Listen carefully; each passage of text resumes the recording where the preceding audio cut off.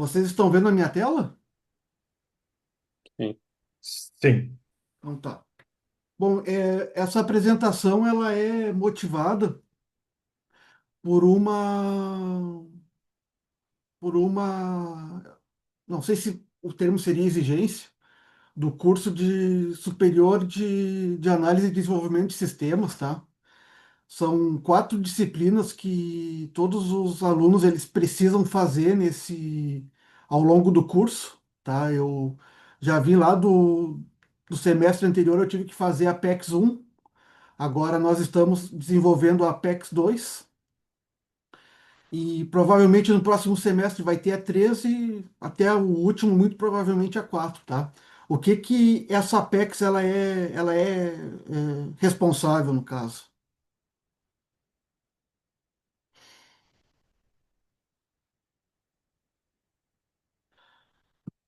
Ah, essa Apex ela é uma disciplina que visa desenvolver e informar uma série de itens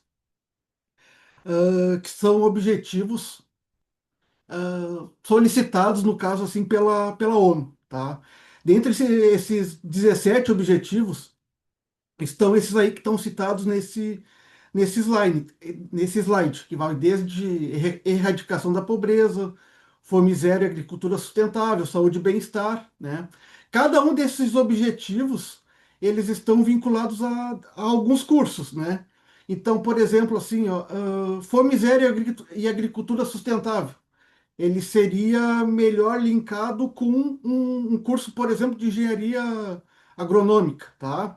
Saúde e bem-estar, um curso de enfermagem, medicina, indústria, inovação e infraestrutura. Poderia estar vinculado também à análise de sistemas, mas ele é mais voltado para arquitetura, engenharia civis, mecânica, etc. Tá?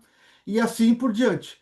A motivação desse trabalho que está sendo apresentado agora, ele está ligado à ODS 16, tá? Que eu vou ler aqui para vocês, vou fazer aquele papel do chato que só lê slide, tá? Agora nesse momento e vou citar o seguinte, tá? Que o presente trabalho ele analisa como as bolhas de informação impulsionadas por algoritmos e redes sociais influenciam o consumo de conteúdo digital em 2025.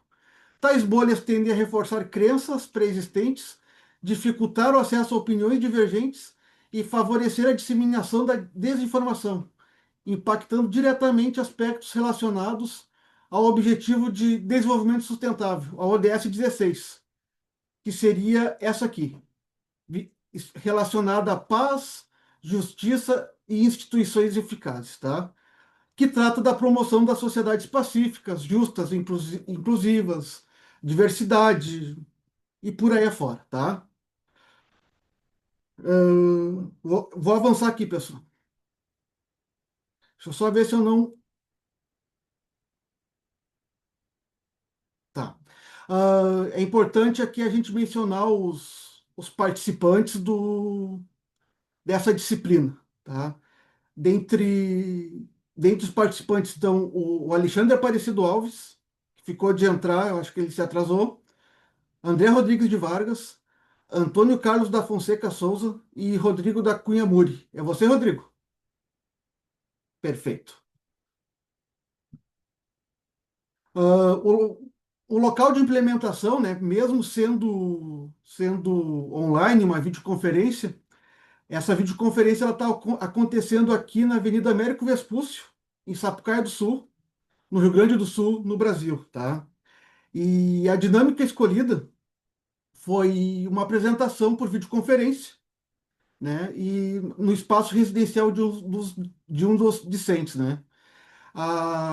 Essa dinâmica ela vai consistir vai permitir discussão entre o público presente. Esse público ele vai poder compartilhar suas reflexões, opiniões, dúvidas sobre o assunto abordado, né? Cabe a nós aqui alertarmos que não tem um certo e um errado, tá? Até porque é um tema novo, é um tema desafiador, que não se tem ainda um modelo, um padrão a ser seguido, né? Conforme a sociedade vai mudando, os padrões e os modelos eles vão se moldando de acordo com a mudança da sociedade, tá?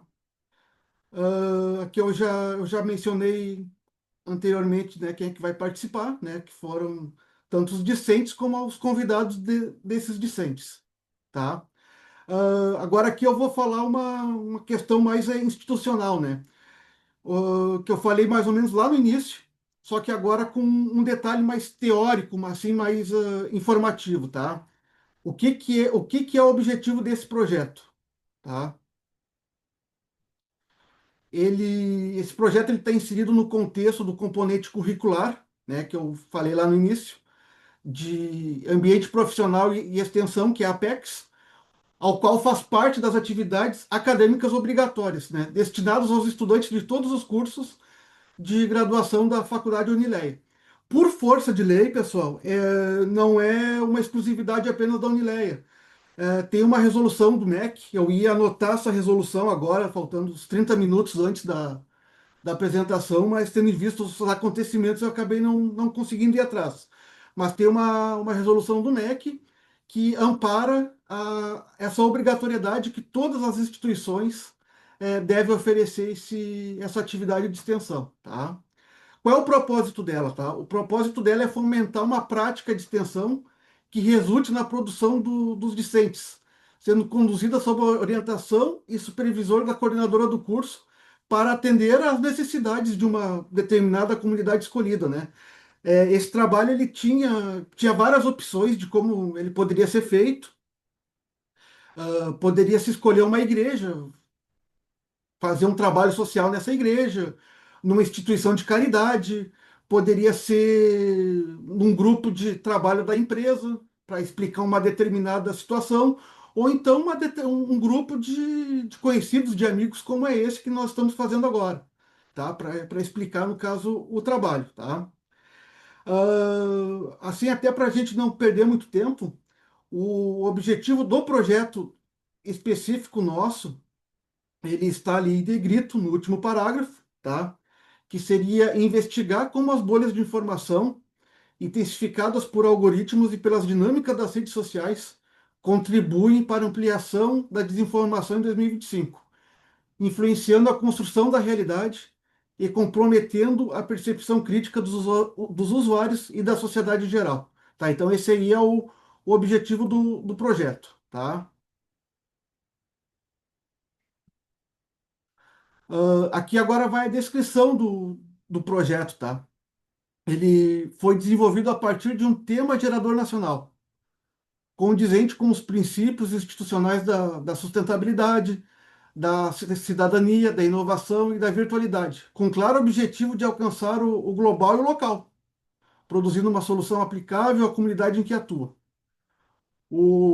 É importante frisar também que o projeto obedeceu às práticas de extensão definidas pela faculdade, que incentivam a elaboração e implementação de projetos locais e regionais em parcerias com o setor público, privado e terceiro setor, mediante a elaboração de instrumentos de contratos e convênios, tendo como prioridade o desenvolvimento de atividades acadêmicas interdisciplinares. Eu sei que essas informações elas são um pouco maçantes, mas elas são importantes elas de serem mencionadas aqui, tá? Até para não ficar algo assim sob o ponto de vista institucional vazio, tá? Então, este trabalho ele tem como foco, tá? Aqui agora uma descrição montada pelo grupo, tá? Este trabalho tem como foco analisar o papel das bolhas de informação no cenário digital de 2025, observando como os algoritmos e as redes sociais contribuem para a segmentação do conteúdo consumido pelos usuários. O estudo busca compreender também de que maneira essas bolhas reforçam narrativas tendenciosas, dificultam a visões divergentes e favorecem a disseminação de desinformação, tá? A pesquisa desse trabalho ela vai ser fundamentada em revisão bibliográfica, artigos científicos, relatórios institucionais e casos recentes que evidenciam o impacto desse fenômeno na percepção da realidade. Serão abordadas também possíveis estratégias para mitigar os efeitos negativos das bolhas informacionais, promovendo uma interação mais crítica e plural no ambiente digital. Tá? Alguém quer fazer algum tipo de observação até agora? Ou querem deixar para fazer essa observação mais para o final, quando... Por enquanto, não. Ah, ok. Tá. Aqui, no caso, é uma introdução, tá? Que também montada pela equipe, que deixa eu só ver aqui como é que tá o texto para não... Ah, ficou muito grande. Ah, meu Deus, como é que eu vou... Vai ficar... Vai ficar complicado ler tudo isso aqui. Eu vou ler só esse trecho aqui que ele resume bem no caso, a problemática dessa apresentação, tá? Na era digital, o acesso à informação tornou-se mais amplo e instantâneo, tá? A informação mais rápida. A gente está vivendo uma era da aceleração dentro da aceleração. A gente quer tudo para ontem, 2x, uma sociedade ansiosa, que é a informação em poucos minutos, né? Não tem mais aquela coisa como era no passado e tal, sem um pensamento crítico e analítico, tá? Ah, mas também mais controlado por algoritmos que personalizam o conteúdo exibido aos usuários. Essa filtragem automatizada cria bolhas de informação, ambientes fechados, onde se reforçam opiniões pré-existentes e se limitam a visões divergentes. Esse fenômeno contribui para a propagação de desinformação, favorecendo narrativas tendenciosas e dificultando o pensamento crítico. Diante desse cenário, esse trabalho busca analisar de que forma essas bolhas intensificadas pelas dinâmicas das redes sociais em 2025 influenciam a percepção da realidade e ampliam os efeitos da desinformação, tá? Os demais parágrafos, eles são, eles entram mais nessa questão de como que funciona a personalização algorítmica, como as big techs elas fazem, tá? E como eu acho que todo mundo aqui já tem mais ou menos uma noção de como é que funciona, eu não vou entrar lá no byte do bit para a gente chegar a essa explicação, tá? Até porque eu já disponibilizei o trabalho para vocês, tá? Eu vou avançando para a gente mais assim focar no desenvolvimento do trabalho. Tá. Dentro do desenvolvimento do trabalho surgiu a problemática, tá? Como as bolhas de informação alimentam a desinformação, tá? Depois de alguns estudos com o pessoal do grupo, a gente chegou à conclusão de que as bolhas de informação alimentam a desinformação ao criar ambientes digitais onde os usuários são constantemente expostos a conteúdos que confirmem suas crenças e preferências, filtrados por algoritmos que priorizam o engajamento. Nesse cenário, informações falsas, sensacionalistas ou distorcidas tendem a se espalhar com mais facilidade, justamente por despertarem reações emocionais e alto volume de interações. A ausência de visões divergentes reduz chances de questionamento e verificação crítica, fazendo com que fake news se consolidem como verdades para que as consumam. Assim, as bolhas não apenas favorecem a circulação da desinformação, mas também dificultam sua correção, contribuindo para a polarização e a desconfiança em relação a fontes confiáveis. Tá? Aqui as consequências sociais causadas por bolhas de informação. Elas geram consequências sociais ao expor usuários apenas a conteúdos que reforçam suas crenças. Essas bolhas contribuem para o aumento da polarização ideológica, fazendo com que grupos se tornem mais fechados, por que não dizer até radicais, e intolerantes a opiniões divergentes. Isso cria um ambiente propício para o conflito e a fragmentação social. Além disso, o constante reforço de narrativas específicas, muitas vezes desconectadas da realidade do fato, alimenta a desconfiança nas instituições democráticas, na imprensa e na ciência.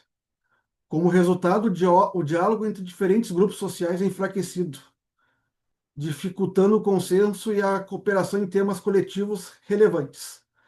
Desta forma, esse fenômeno compromete o debate público e enfraquece a coesão social, ampliando divisões que dificultam a construção de soluções compartilhadas para os desafios da sociedade.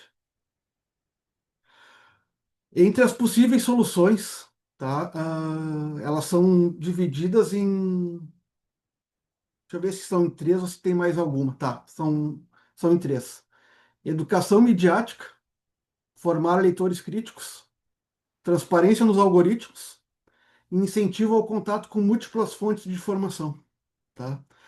Essa última aqui a gente é possível notar que, principalmente nas campanhas, em veículos ditos tradicionais, a gente vê muito isso em propaganda de emissoras de televisão conhecida, em anúncios publicitários de emissoras de rádio também conhecidas e já tradicionais, quanto a não se prender a apenas um tipo de fonte de informação, e sim a mais de uma, checar em mais de uma fonte para poder formar o seu pensamento crítico, a sua opinião, o seu posicionamento, né? Dentro da educação midiática, né, formar leitores críticos, o grupo chegou ao consenso de que é necessário implementar esse tipo de educação midiática nas escolas, em programas sociais. Ah, aqui veio um aviso aqui para mim que vai finalizar em 10 minutos, então vou correr.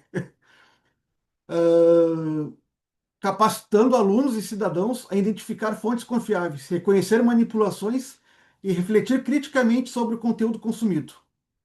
Essa formação também pode ser promovida por meio de campanhas públicas, oficinas e parcerias com veículos de mídia e organizações da sociedade civil, até mesmo com startups, daqui a pouco projetos sociais de big techs, né? Entre outros. A transparência nos algoritmos, garantir que as plataformas digitais promovam transparência quanto aos critérios utilizados pelos seus algoritmos, como que eles são recomendados, através do que, sempre respeitando os preceitos democráticos e os direitos previstos no Marco Civil da Internet, que assegura a liberdade de expressão, a privacidade e a neutralidade da rede. Essa transparência deve permitir que os usuários compreendam como seus dados são utilizados e como as informações são filtradas, além de oferecer ferramentas que possibilitem a personalização e desativação dos filtros automáticos, tá?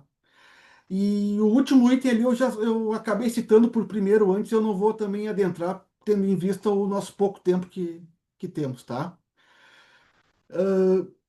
Como conclusão, é possível afirmar que as bolhas de informação intensificadas pelos algoritmos e dinâmicas das redes sociais configuram um desafio central no ambiente digital de 2025, ao ampliar a circulação de desinformação. Esse fenômeno influencia profundamente a construção da realidade percebida pelos usuários, reforçando narrativas fragmentadas e limitando a exposição a perspectivas diversas. Como consequência, compromete-se a capacidade crítica do indivíduo, dificultando o exercício do pensamento reflexivo e diálogo democrático. Diante dessa realidade, torna-se imprescindível o desenvolvimento de estratégias que promovam a transparência dos mecanismos algorítmicos, a educação mediática e o estímulo à pluralidade informacional, visando construir um ambiente digital mais consciente, inclusive propício ao debate construtivo.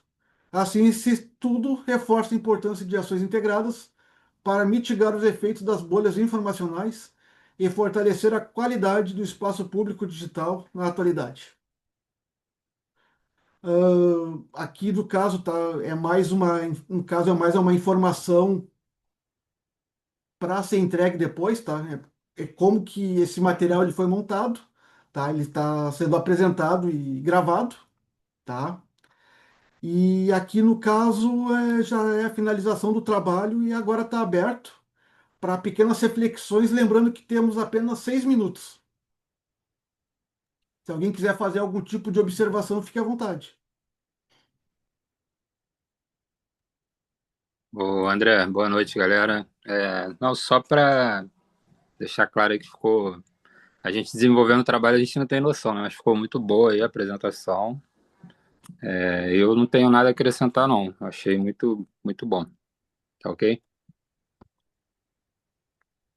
Daniel, Wanderson, Matheus.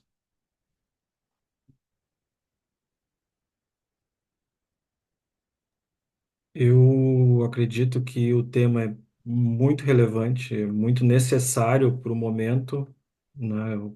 Foi uma bela apresentação. Acredito que o problema está posto, todos nós, usuários de redes, a gente acaba passando por isso. E com certeza eu acredito que o foco principal do trabalho e o que fica como mensagem são aquelas possíveis soluções, né?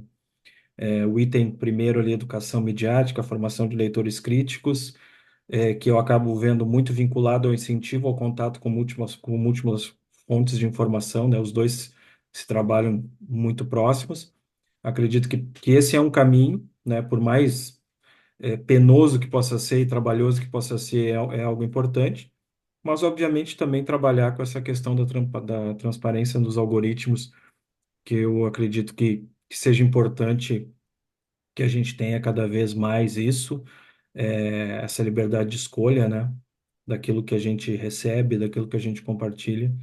Então, a minha mensagem é mais nesse sentido ali, parabéns pelo trabalho e eu acho que o foco principal está aí nesses dois principais pontos de educação midiática e incentivo ao contato, que formação de novos leitores, né? Eu acho que isso é importante, só que o leitor hoje num outro meio, né? Não aquele antigo do qual nós éramos formados.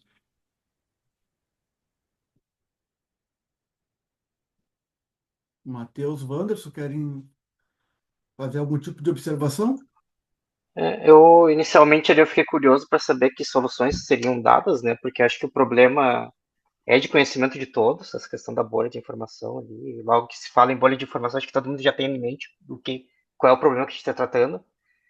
E eu não vi uma solução, assim, não a curto, médio prazo. E eu acho que essa questão da educação ali, que nem o Daniel comentou, é um caminho, talvez seja o único caminho, não vejo outra saída, que é tu conscientizar as pessoas, né? E aí elas terem esse senso crítico de definir que é falso, o que não é, o que é conspiratório, o que não é, né? Eu acho que tudo parte ali da educação e é um processo a longo prazo, né? Acho que não tem uma solução aí que em pouco tempo a gente vai resolver o problema. Matheus, quer fazer alguma observação, cara?